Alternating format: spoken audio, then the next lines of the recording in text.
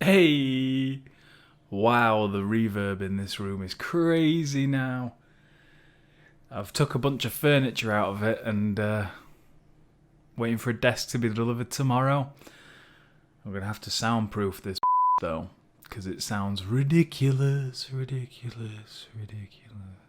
That's cringe. Not as cringe as my boy haircut that I've just had done. But anyway, I'm here to talk about Playday 3 of the European League.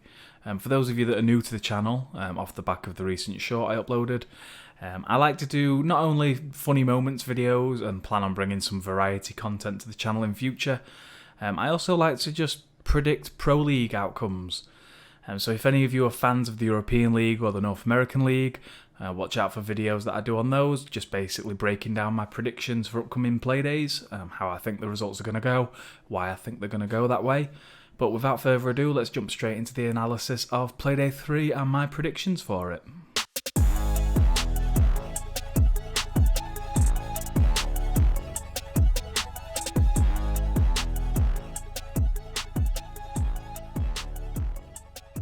First up is going to be Empire versus Vitality for match 1.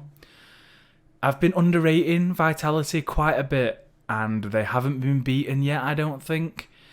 They're part of the reason why my predictions have gone so badly for the start of Stage 2. Vitality have just looked so much stronger, whether it be P4 Crouch walking into sight and then just popping up and existing. And on the flip side of the coin, Empire haven't looked as good as they did at Invitational. They really do look like they are just a LAN team, and Joystick, to be honest, carried them through most of Invitational. He just popped off big time at that event, and then when he wasn't actually able to perform, the rest of his team weren't able to pick up the slack, thus they exited to OXG.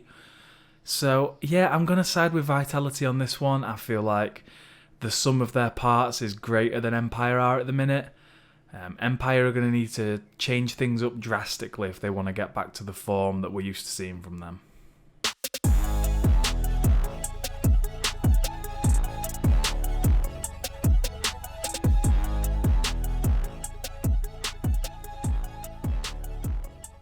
Game number 2 is going to be Team Secret versus Virtus.pro. And again, these are teams that I've just been wildly predicting wrong. They're a big reason why I'm doing predictions for Stage 2. I've been backing VP for a lot of their games, I think, off the top of my head. And it's not gone well. And at the same time, I've been underestimating Team Secret, who, after getting Packball back in, look like they are a team with much more direction than Stage 1.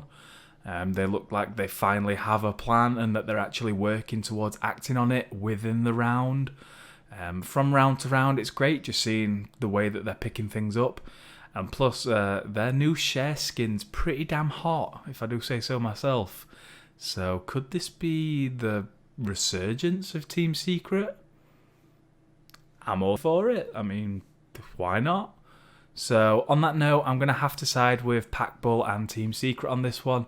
I feel like they're just going to have what it takes to edge out Virtus.pro, who have looked like an absolute mess as of late. It was a shame not seeing them at Invitational due to some of the players testing positive for COVID. And since then, they've had a bit of a switch around with WTG, a player who I rated quite highly, stepping back into a coaching role, I believe. And Andreezy stepping forward to play for them, which is quite exciting. It's nice seeing him play. But I think it's going to take him a little while just to iron out those kinks and get back to the Virtus.pro that we're used to seeing.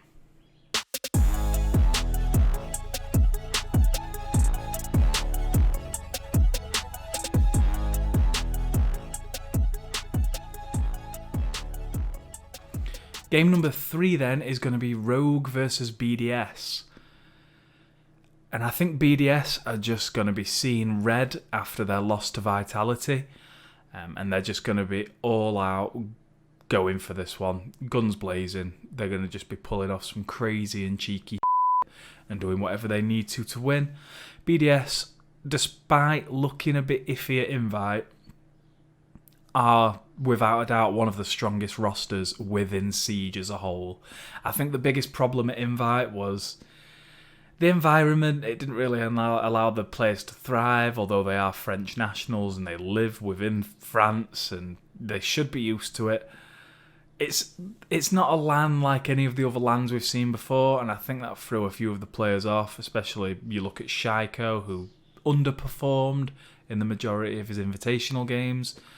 That being said, though, I still think these guys are going to come out on top against Rogue.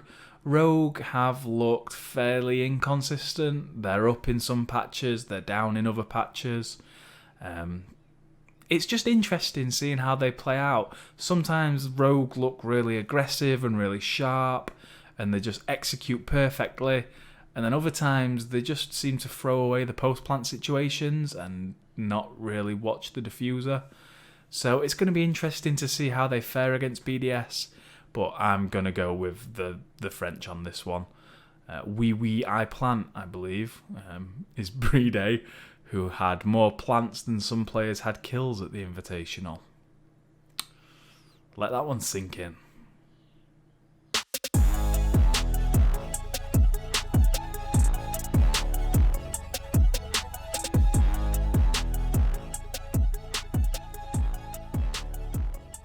Game number 4 is one that totally splits me down the middle.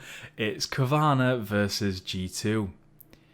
Now, it's no surprise that I'm a fairly big fan of G2. I have been for a while.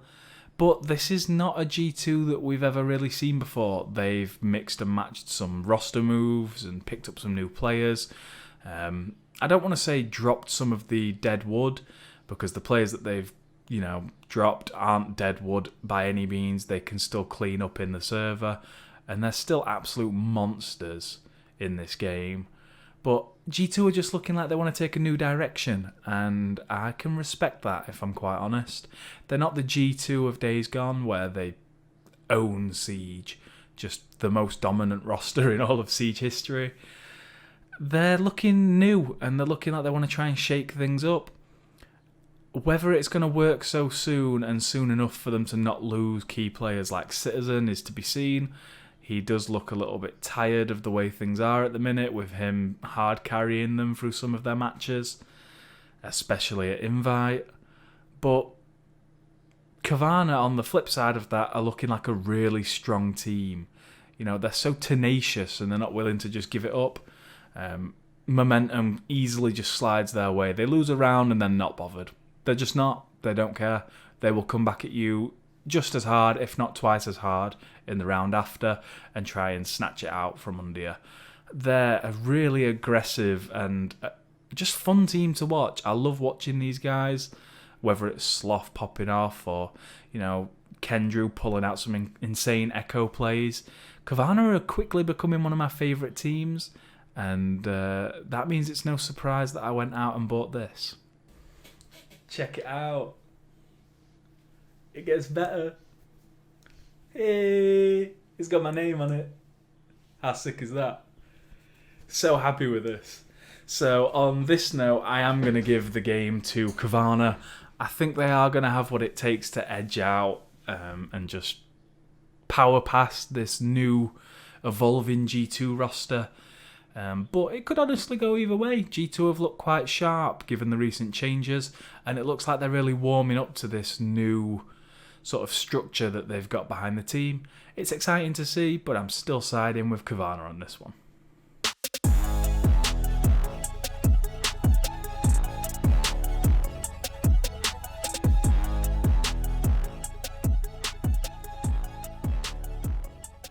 Finally, we have Navi versus Trainhard. When I was sat there getting my hair cut, just while I was waiting in line, I was a little bit worried by something I saw on Twitter and Reddit. Apparently, Trainhard is a little bit up in the air at the minute, which is a shame because I think these guys are showing real promise. Now, nothing's set in stone for the time being, and the games are actually going to happen a few hours after I've recorded and uploaded this. I'm really bad at time management. But yeah, Trainhard have looked interesting. They're not the finished product yet, and I don't think anyone can really expect them to be. throughout last stage, they picked up some good form towards the end. And they are struggling to carry that forward into the start of this stage. That being said, though, I don't think it's time to make any drastic changes for the team.